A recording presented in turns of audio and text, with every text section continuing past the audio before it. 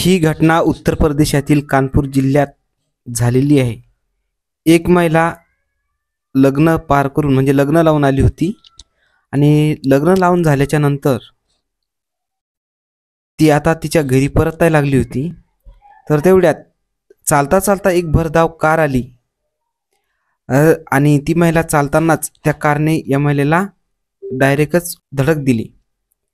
या धडकेमध्ये ती महिला खूप गंभीर जखमी झाली आणि या महिलेला आता गंगापूर कॉलनी परिसरात ही जी घटना घडलेली आहे, हा जो सीसीटीव्ही फुटेज आहे हा गंगापूर पोलीस स्टेशनच्या हद्दीतला आहे आणि गंगापूर कॉलनी आहे त्या परिसरात घडलेली हा सीसीटीव्ही फुटेज आहे। पोलिसांनी आता यावर गुन्हा नोंदवला आहे। आता पुढील तपास सुरू होत आहे। जशी काही माहिती भेटेल, ही गाडी कुठली होती, काय होती, जशी काही माहिती येईल मी तुम्हाला नंतरच्या व्हिडिओमध्ये सांगण्याचा प्रयत्न करील।